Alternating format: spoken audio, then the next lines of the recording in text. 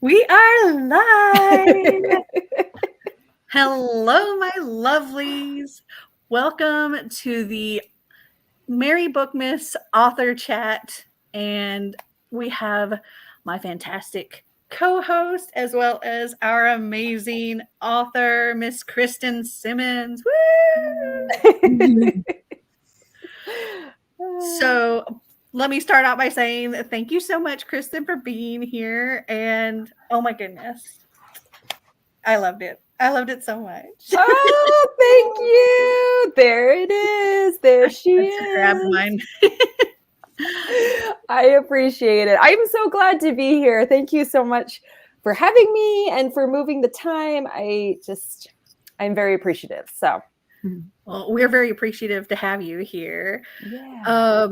So for those that haven't read the book, we'll keep the spoiler-free stuff for the beginning, and then we'll probably get to more spoilery stuff as we go, because we don't want to spoil it for those that haven't read it. Though I will say, I totally went into this book thinking it was a standalone. And as soon as I finished it, I had to go and look it up. I was like, please tell me this isn't the only one. Yeah, I have heard that from a couple people. They've either been very upset that it's a standalone, and then I get the joy of saying, guess what, it's not. or yeah, they were pleasantly surprised at the end of the book.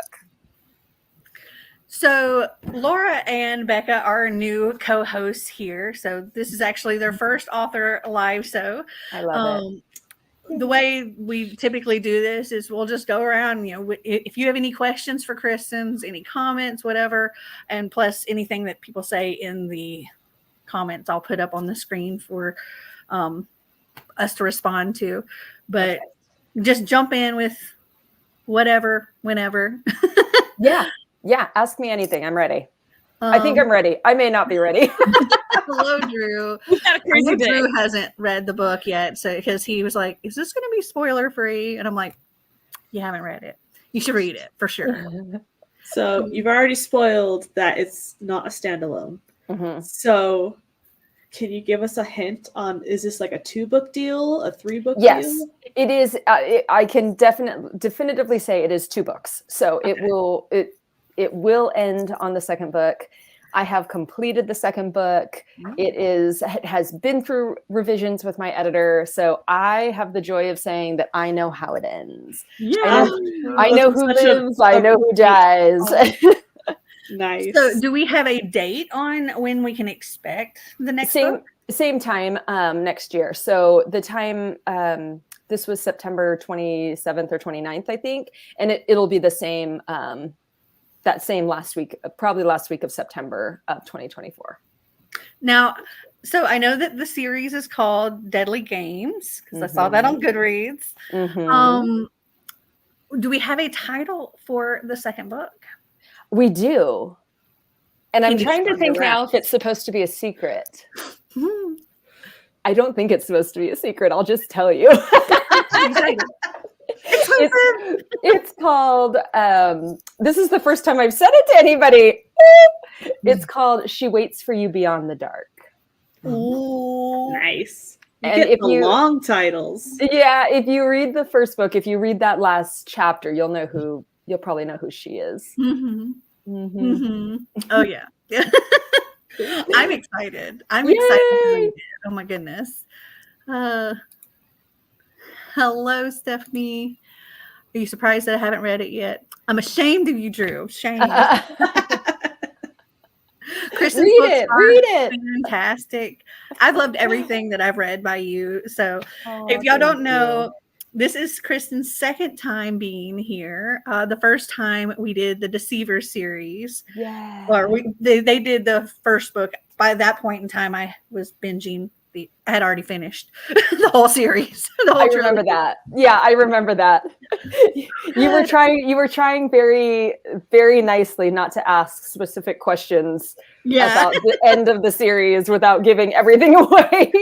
Yes, that was hard. But they're so fantastic. And Oh, I thank still tell you. people, you need to read that. And so when people were like, I had a few people in the Discord say, they weren't able to get a hold of the book or whatever. Mhm. And so I was like, well, you can always read this series. I highly recommend this series. Hey. I also have other books of yours that I haven't read yet, but I own, like Pacifica is on my shelf in here. There are many. So this is number 19 for me. Wow. So Yes. there's a few to pick from in I my think I also have backlist. Glass Arrow and Article 5 as well. Oh wait, Yeah, over there. Yeah, those are Article 5 is actually my first book and my first series. So that goes way back. And Glass Arrow is actually my first standalone. So I too thought it was a standalone. As I was getting to the end, I was like, hang on, it can't end like this. I need answers. Yeah, there are a lot of answers. There are some answers that come at the end of the first book, but there are a lot of answers that come in the second book that I really had fun laying out. Are aliens talking to us? I'm looking where Bethany just said that it was on Goodreads. The Okay, good. title. Good. So I'm double checking that right now. Yeah. Because I didn't click on the series title. I just looked to see if it was a series. Yes. And then I was like, oh, okay, Yeah. good. So I didn't give away too much then. I won't get in too much trouble. I really need to get to the Deceivers this year. I've heard such good things from Mel. Yes, it is so good. If y'all don't know, it's a boarding school for con artists, and it's based on Norse mythology. Nice. Yeah. And it's really good. Yeah, the myth of Valhalla. And the school is Vale Hall after Valhalla. That series was so fun to write too. That was like all of the secrets and twists. And then the second book was like everything you thought you knew. Sorry, you're wrong. Here's all the real secrets and twists. And then the third book was just like layered on top of that. So it's like the same story again and again, where everything you thought you knew is wrong. And here's the truth. Just trying to get to the bottom of it. Yeah. I love the pretzely twists. Oh, there's so many pretzely twists in that one. And that one was really fun. It broke my brain a little, but it was really fun. It broke our brain a little reading it. It's okay. Yeah, I bet. Beyond the Pages asks, what advice would you give for an aspiring writer? Oh my gosh, that's a great question. I have two bits of writing advice for aspiring writers. The first is kind of the standard bit that I think you'll probably get from most people, which is to read a lot and to write a lot. I think reading a lot seems like a duh kind of move, but it really does help you figure out what's out there in the market. It helps you figure out what you like, what your interests are, what you kind of could maybe not put into a story, what kind of characters pull you in, what kind of characters you just feel meh about. So reading really helps you do that. Plus just stay abreast to current market trends and what's going on in the industry. And then writing, obviously, it's a good thing to write a lot and practice a lot, because I think of writing as a muscle, right? Like the more you do it, the better you get at it. And I wrote many novels prior to being published. And at every one that I wrote, I thought, this is it. This is the one. This is the best book I'm ever going to write. And then, it didn't work out. And so I wrote another one. And then I thought, oh my gosh, that last one was so bad. This is the one. But every time I did that, I realized, I'm learning so much about the craft. So the more you do it, the more you learn about it. And you become stronger and stronger and stronger. You use those muscles more and more and more. So that's the first bit of advice. The second bit of advice, I think, is a little bit more obscure. And that is, I really think writers just need to know who they are as people, which feels a little like, oh, isn't that nice? But you're the filter for your characters to speak if you're writing fiction. And everything you write will have that bias. So will have your bias. So if you don't really know who you are, or, what you believe in, what you want, what has informed you, traumatic or otherwise in your life, then you're not going to be aware of imparting those biases onto your characters. So you really need to know yourself if you're going to sit down and accurately write a person that is outside your own frame of reference. So I really suggest, doing that work on yourself, getting to know who getting to know you, getting to know what you love, what you hate, what your things that have informed your life are, what stereotypes that you believe in, or that you've kind of fallen victim to over the years, because we all have them, right? Like, we just need to be aware of them and work on them. We need to learn who we are as people. And once you know that information, you can recognize it a little bit more when you try to create a character and put them on the page. And speaking of like creating the characters and stuff, you have very definitive characters, a very diverse character list in this book.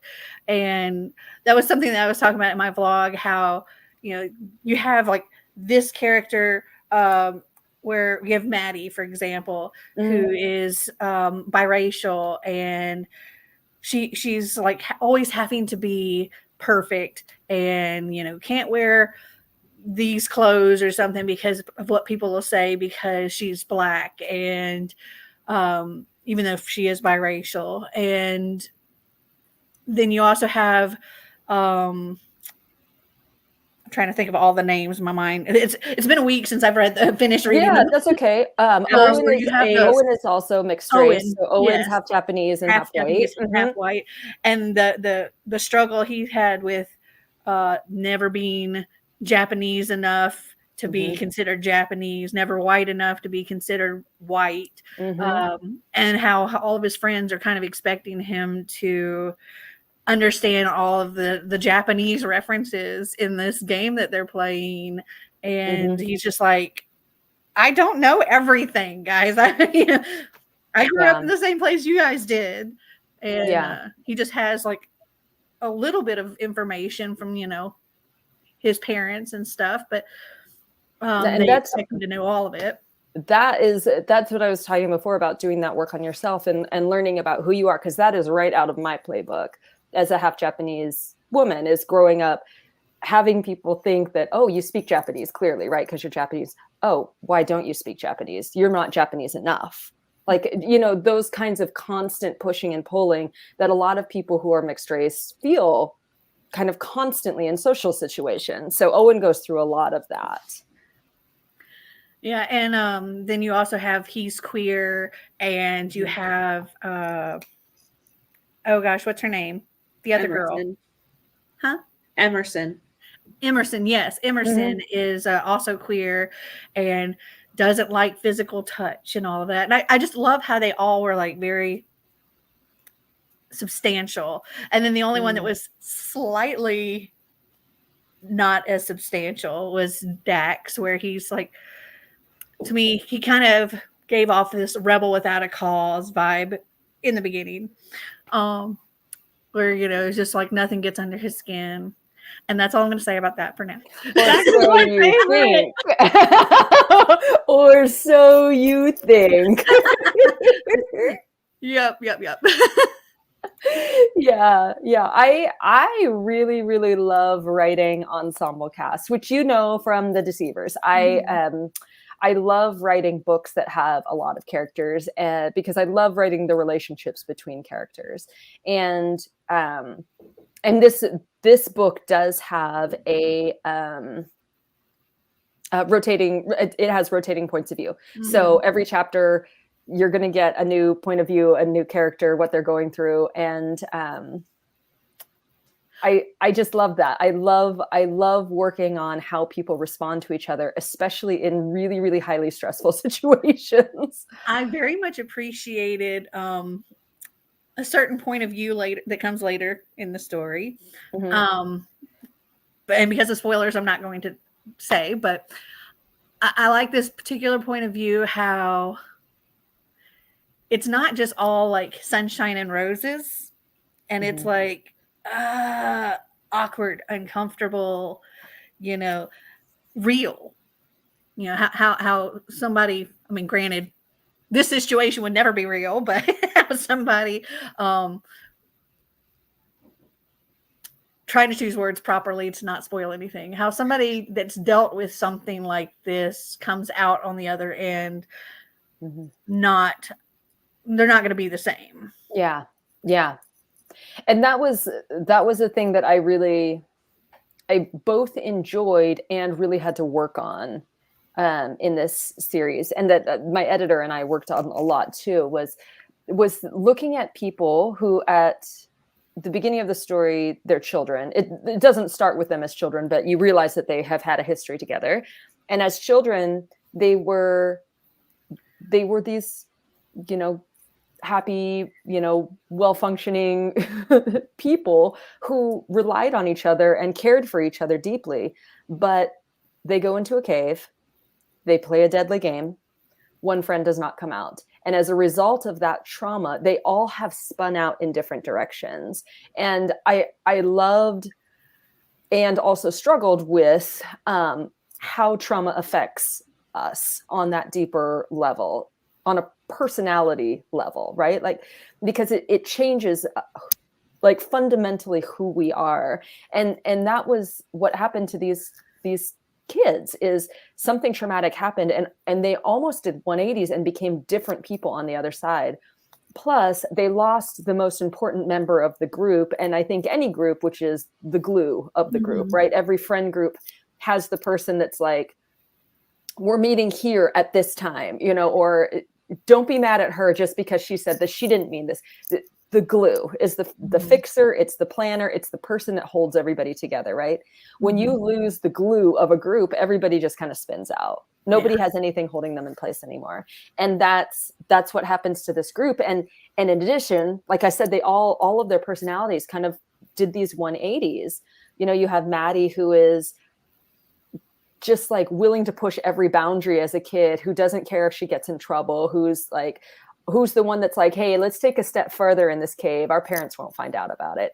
To, as a result of this trauma, the most rule following person that you can meet, does not break the rules, does not step out of line, wears brand name clothing, like everything is done to a T, never late, everything, every grade is perfect. Cat too. Yeah, because if you step out of line, guess what happens? She's been shown that when you step out of line, bad things happen, trauma happens. So you don't do that again. You know, same thing with Emerson. This is a girl who's incredibly smart, who's focused, who, you know, relies on being the brains of the group. Well, as a result of this trauma, now is like, F it all. I can be on my own. I don't need anyone. Who needs school? I don't have to rely on my brains at all anymore. You know, all of those things that she valued before are now out. And that happens to each one of them. Yeah, to each one of them. And it's being forced to come back together again. That kind of makes them remember who they used to be. Mm-hmm. And the looking back on their younger selves too, that was interesting to see them seeing themselves in that way. Yeah. And also like, what'd you do to your hair? Like, why'd you do that? Yeah, I was just trying to upset my parents. Yeah Well, like, it's incredibly I think it can be really hard to have that person. It's wonderful, but it's also hard to have that person that knew you before you were who you are today, right? So you have, you know, sometimes it's a sibling, sometimes it's a best friend. I have a very old friend that has known me through every hairstyle and every change in my life, and, you know, every relationship that I've ever had. And you don't get to like get away with stuff when you have that person in your life, because they know too much. I have a friend like that as well. Yeah, they just know too much. They have too much blackmail. Yeah, I have a friend like that who she lives, well, she lives in Georgia now, but she was living in Florida for like the longest time. And she wrote me up one day and she's like, girl, I just watched this video, or I just posted something or whatever. And she was like, you don't need to do this with your makeup. It does not work for your face. I'm like, thanks. Thank you so much. Thank you. I really appreciate it. Not for you. But what are you going to say? Because they know you too well. Like, they know you too well. Yeah, You I think can't I deny still had that makeup look on, so it was something I had just done, and I was like, "Okay, did this," and she's like, and I sent her a picture. I was like, "Is that better?" She's like, "Okay, that's better." I'm like, she no hold back. That's funny. And it's funny because I take no offense to it because it's just I know who she is. She's not going to say something to actually hurt you. It's just like she's just going to tell you. Yep. Bethany says, I love books like that when the plot just keeps expanding and you thought you knew everything, but it was just the tip of the iceberg. Yeah. So for people that I would say people that like the Inheritance Games by Jennifer Lynn Barnes, you're going to love The Deceivers and vice versa. Gosh, with this one, it's like, gosh. I mean, the definition, like how you pitch this book is the perfect pitch for it, really, with the Jumanji meets Japanese mythology. Yeah. And when did you come up with that comparison? Huh? At what part of writing did you come up with the Jumanji Japanese inspired and really disturbing? Like, how did you guys come up with that cross? Well, that specific quote that's on the front of the book was all Kendara Blake. I mean, she put that together as a blurb when she read it, so I am very grateful for that. But I think that Jumanji was part of the marketing team's pitch for it, and because I had always thought of it as like Jumanji meets Stranger Things, but Japanese. Like, those two things clash together, but instead it's in a completely Japanese mythological world. Yeah, that was I cannot take credit for that. I think that was definitely like a marketing decision. Yeah, I was just wondering how you had pitched it for it to get picked up. I don't know.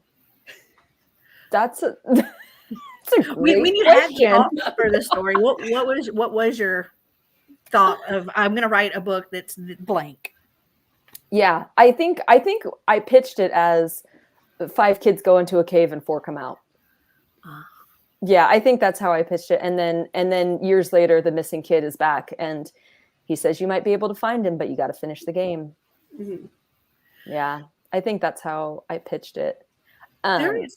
There was a movie, not Jumanji. I mean, yes, there was Jumanji, but there was another movie that my brain keeps going to that's similar in the whole deadly game type thing. Like it's an actual game that they go to play. And I remember just this one scene in the movie where the house is like in space or something. And they walk out the door and they're just like, the house is just floating in space. Huh? Zathura, that's it. That was the movie. And I was like, it made me think of that game. In addition, I haven't seen that. Should I watch that? Is that good? It's based off of Jumanji. Okay. Yeah. Okay. Is it like, or did it come first? I don't know. We had the case and it was empty, so I never got to watch it. Oh no. Zathura.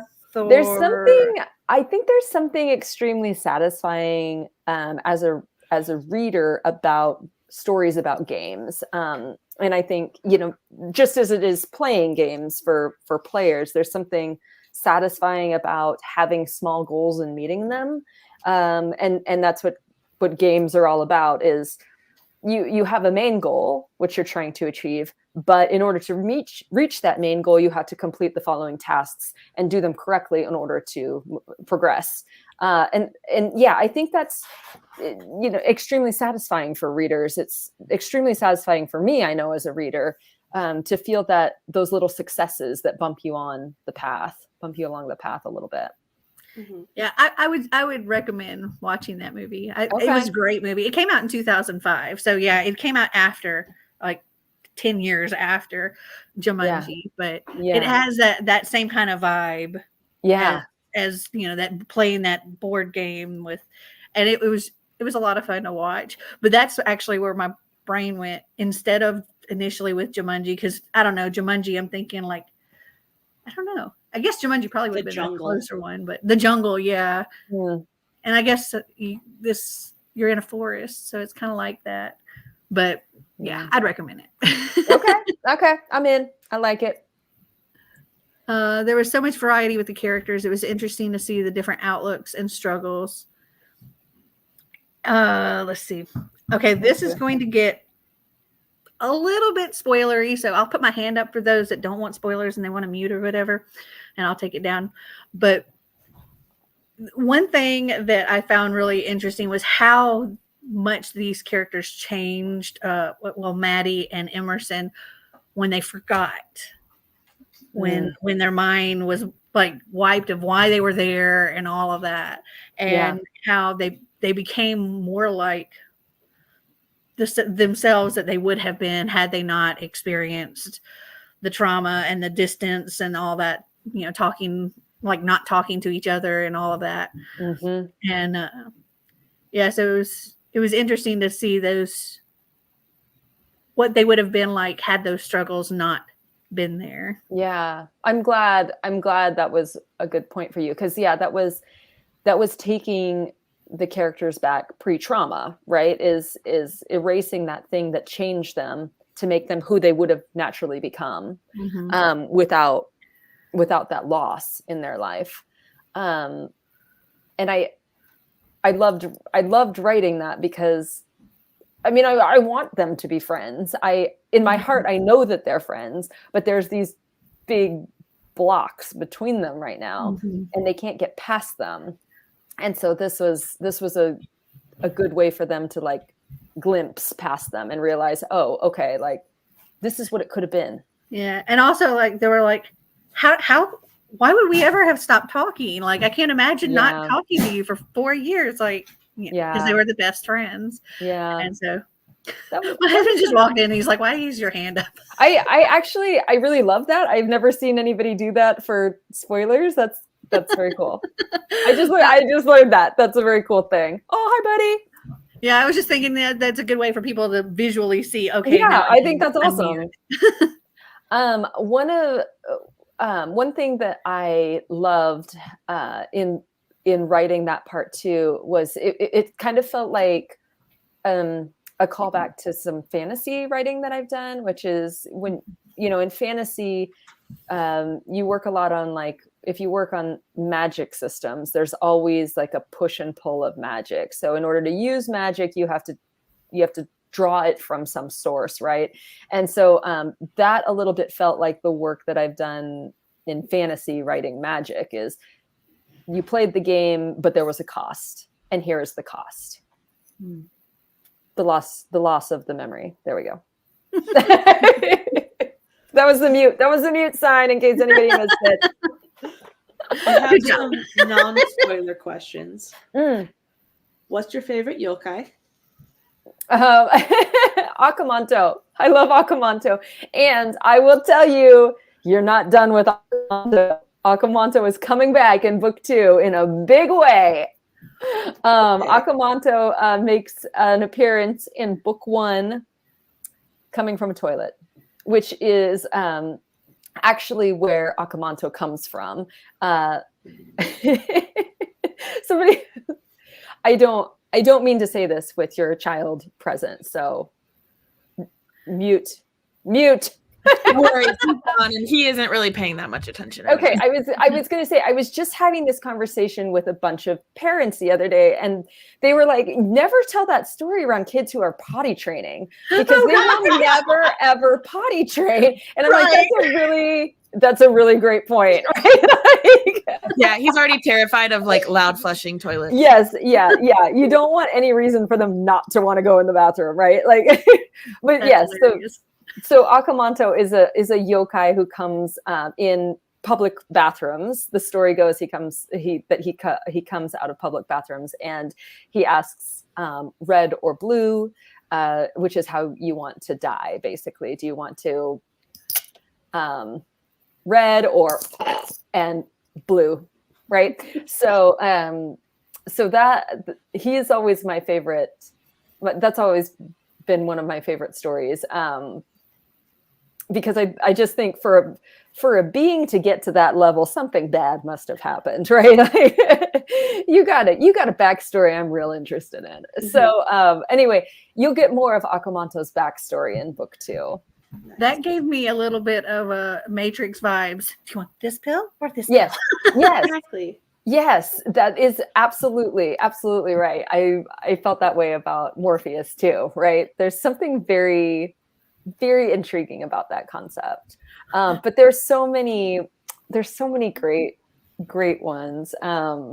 Yuki Onna is the snow woman who comes on the snow and then kisses you and like sucks all the life. You sucks your soul out of your body when she kisses you.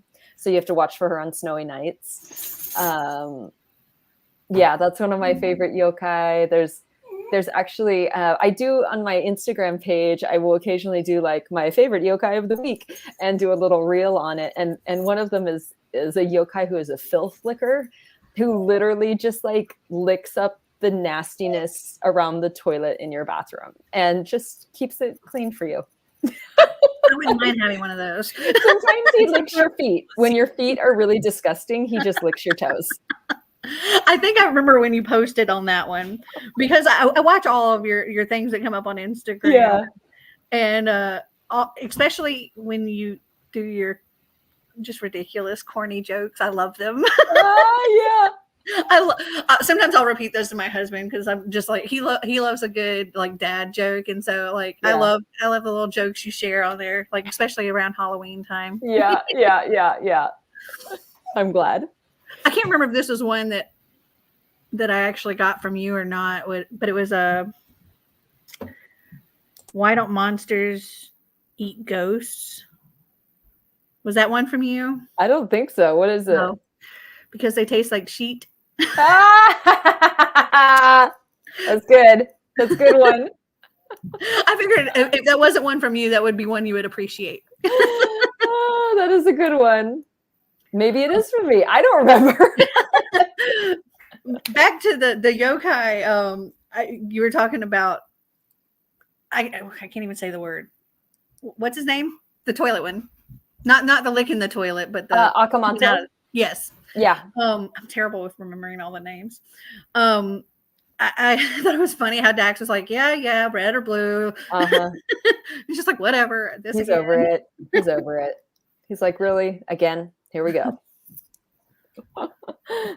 Laura, you had more questions?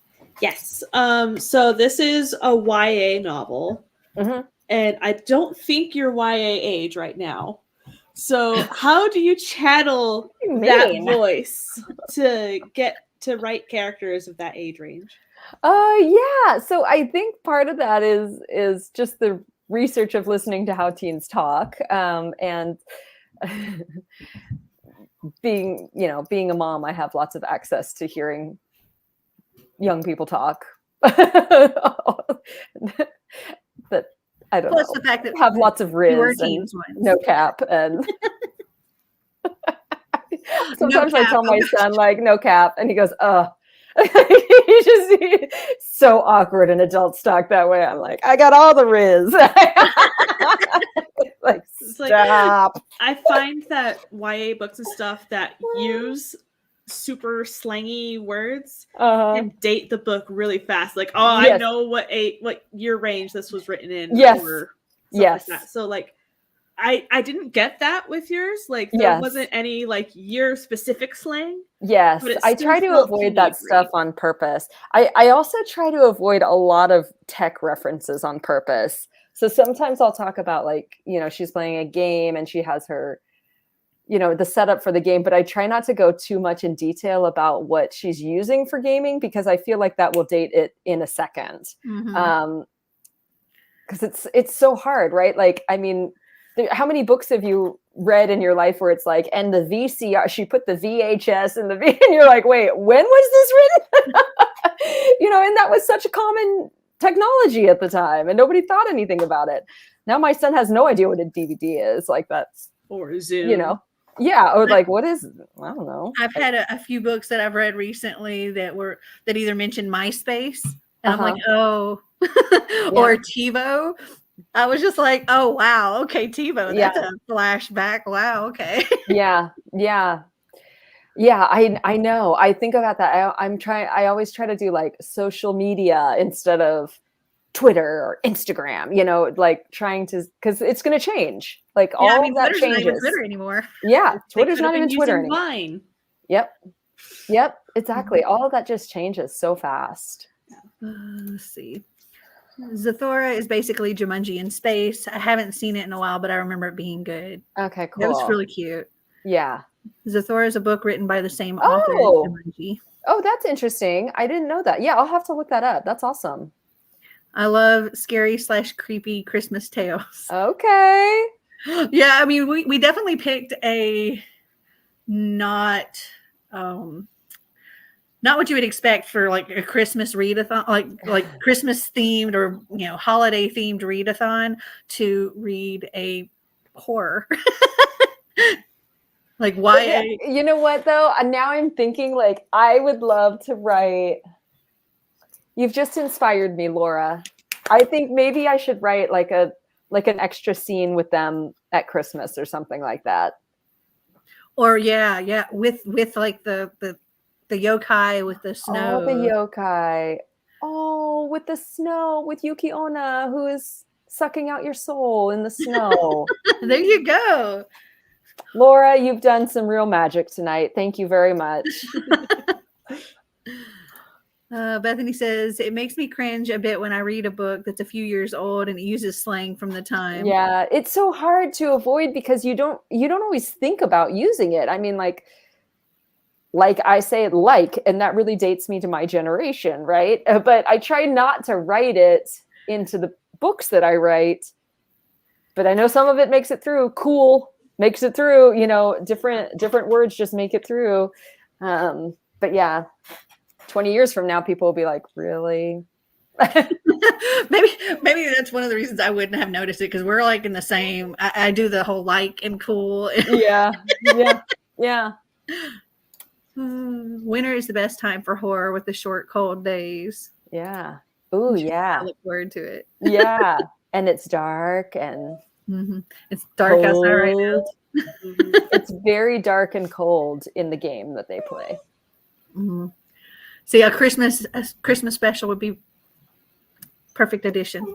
Perfect. You can put that in like one of those exclusive editions, like the extra bonus short story. I think we're on to something tonight. I like this. I'm gonna work on that.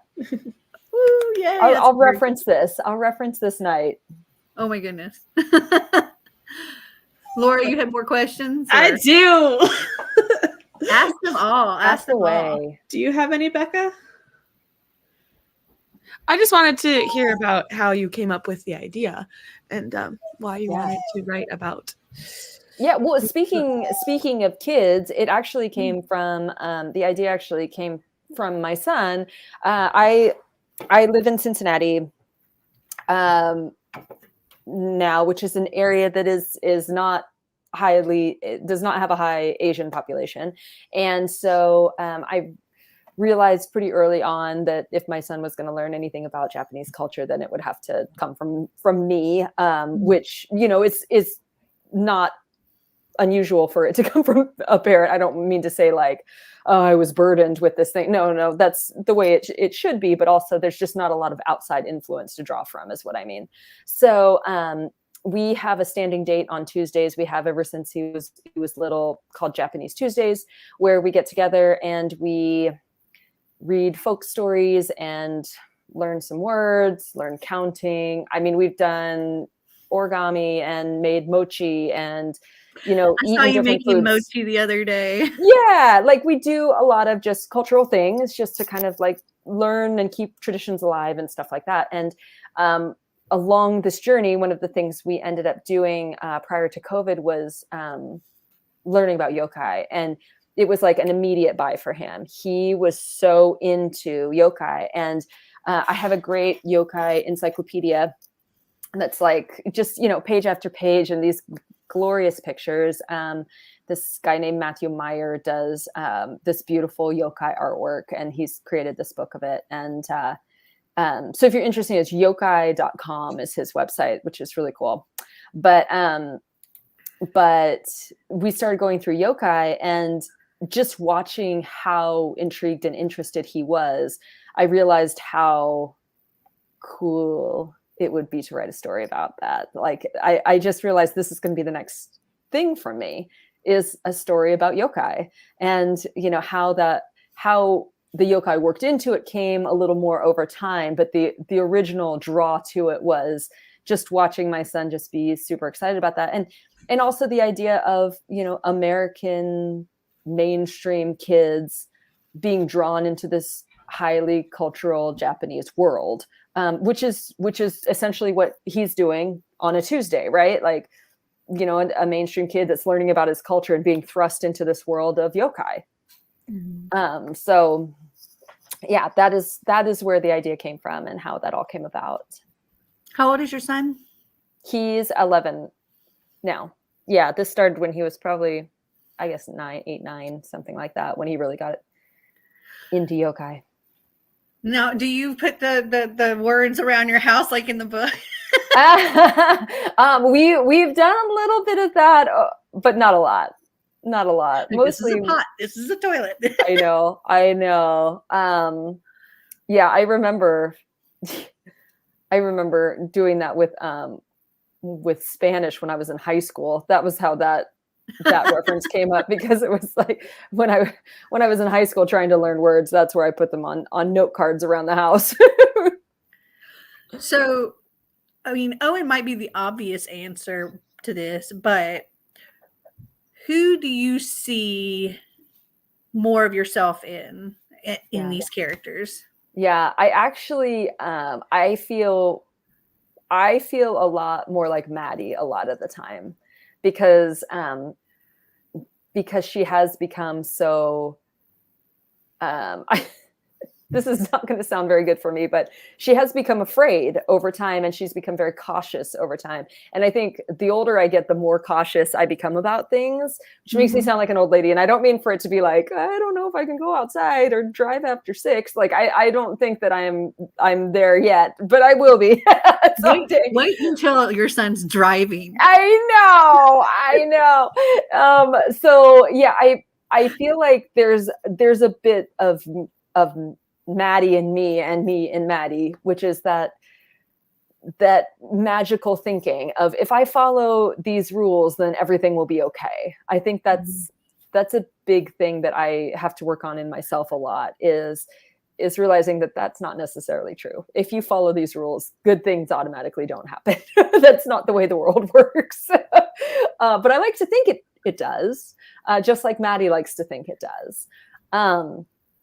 Culturally, Owen and I are a lot alike, and the way he struggles with his culture and his place within his culture, that is a lot of that's directly out of my experience. Yeah, a lot of those things are directly out of my experience.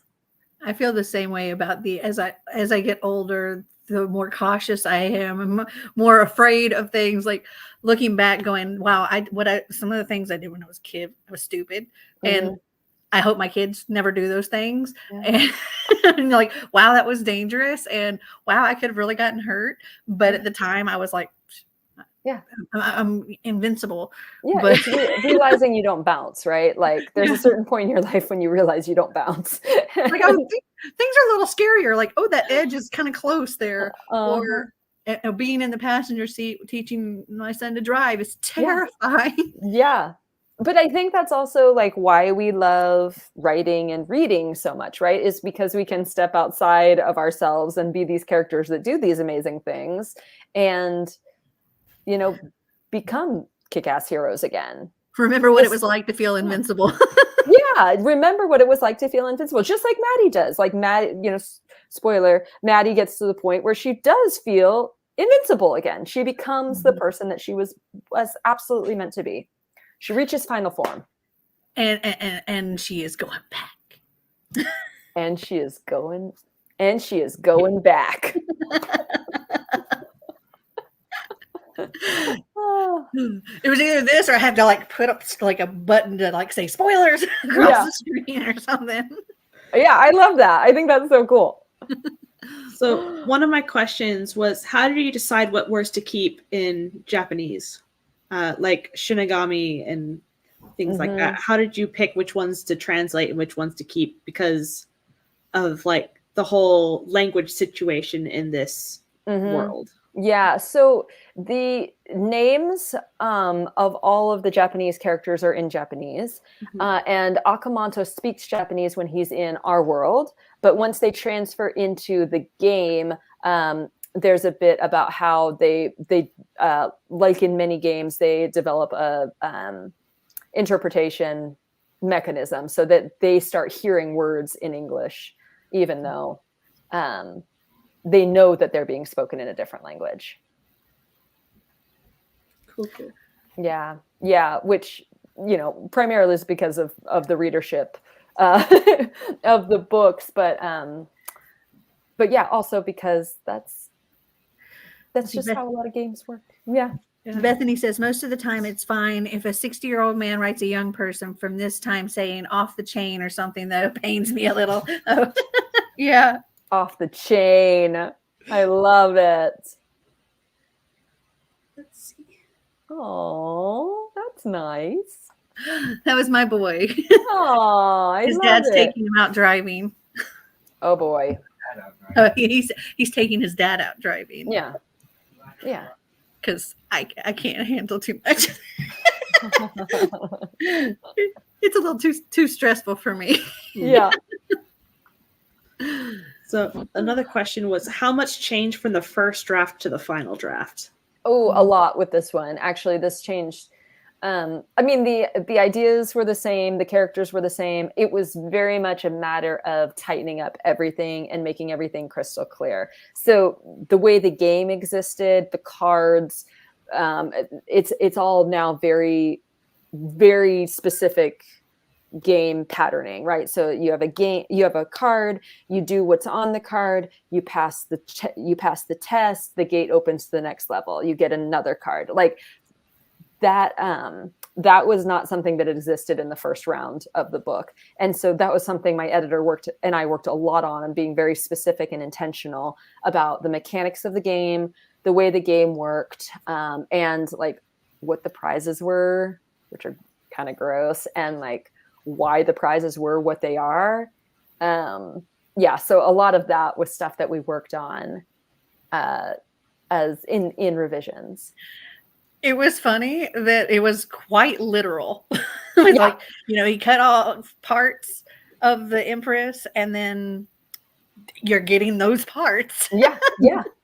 I mean, what better to talk about, like what better to have a thing on lies, a test of lies, than have like a human tongue like sitting there in front of you, right? Like, oh, great. Yeah. Okay. That's what. Perfect. Okay, Love what it. Love this. Loving this right now. Laura, you got any other questions? Just one more, but it's a spoiler one. Put your hand up. Okay.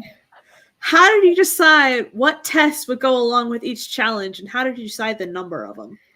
Yeah, so that was something we did in edits, was really working on the game itself and the specifics of the game. So that was hard. I will say maybe that was the hardest part of revising this book, was trying to figure out how the challenges worked, what they would be, how they would act, how the characters would act in order to pass the challenges, because it's not what they think it is at first. They have to actually play the game a different way and adjust and work together and all of those great things that you actually need to do while playing a game. So that was definitely something that we did a lot of thinking on. And I struggled with a little bit. Like, it breaks the rule of 3, where normally it's like 3 challenges and then we're done. No, there's like way more than 3 in this one. Oh yeah. Oh, you mean how come there were like all the body parts and all the challenges? Yeah, like, so we know like each challenge goes to each body part. Yeah. But, like, how did you decide the number total? Yeah. I don't know. That's a great question. I think I just decided one day. Awesome. I know that there were times in edits that I was like, man, 3 challenges would have really been easier. 7 is way too many. Yeah, without making the book like super long, because it's not like a really, really long book. So yeah, getting all of that packed in. Yeah. That was another thing, because this is a tightly paced book. It is trimmed to the bone, and so that was one thing my editor and I also worked on. Is she was like, slim it down, like cut all that extraneous detail out, because we want your readers to be on the ride with these characters. We want them to be experiencing everything firsthand with them at the moment. Not a lot of like pontificating about why, the sky is gray, like, this medal that I saw at a fair last year, like none of that. It was all very cut, dry, right to the point. I think you did a great job with it. It was a lot of fun to read. It was quick paced. It was intense, but there was also like cute things balanced in there. So it was just like, well, it's me. There's got to be a little kissing, right? There's got to be a little bit. Soul sucking kissing. I mean, hey, whatever. Whatever. Okay. I have to ask, what are you working on? What do you have coming out? Promote things.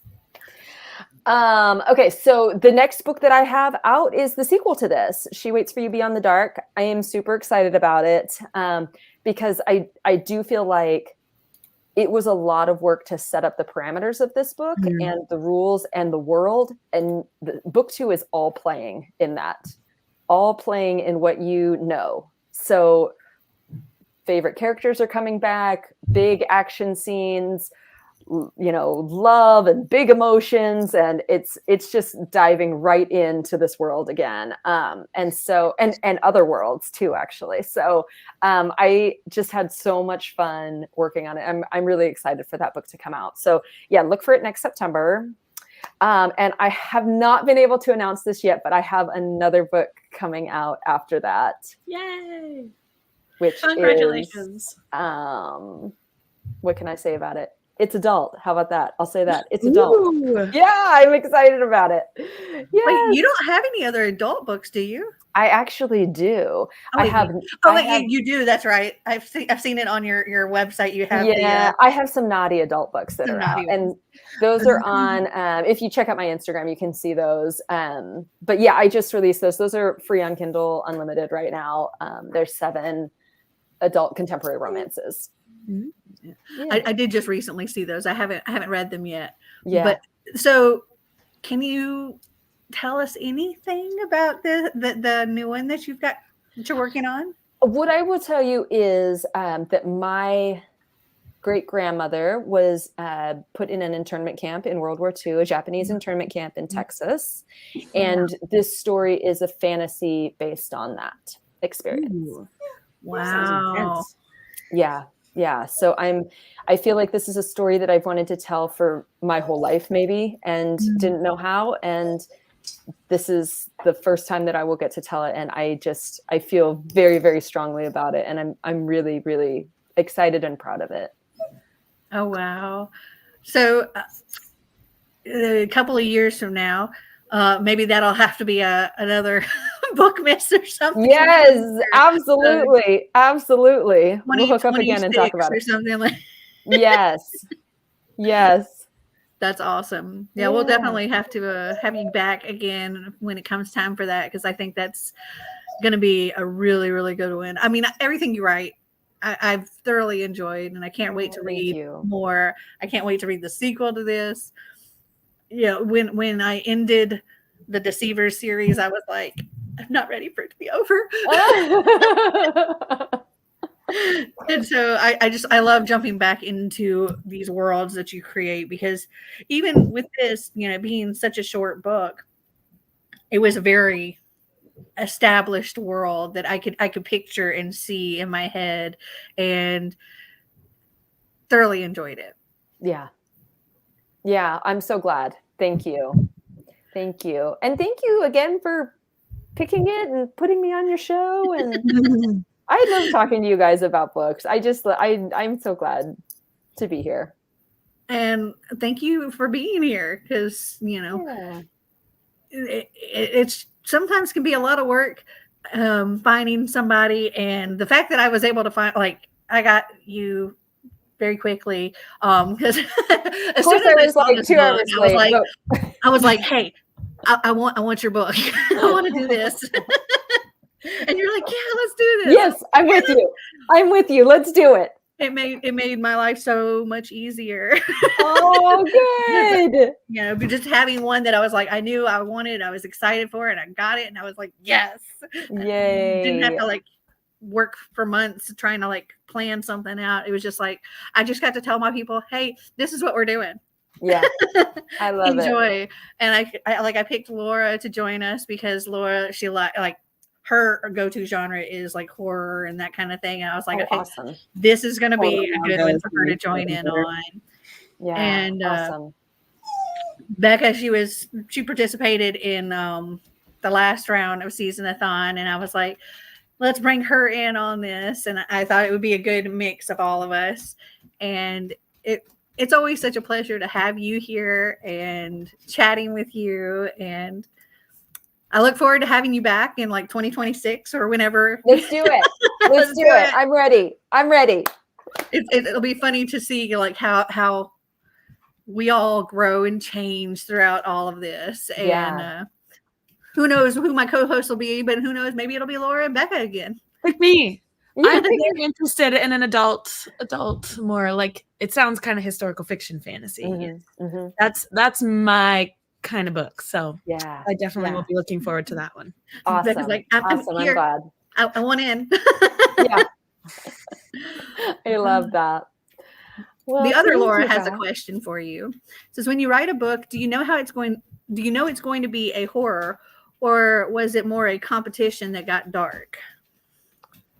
The latter, actually, for this. I don't think I thought of it as a horror.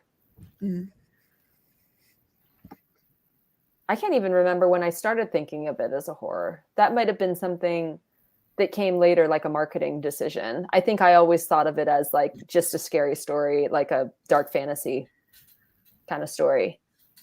Yeah.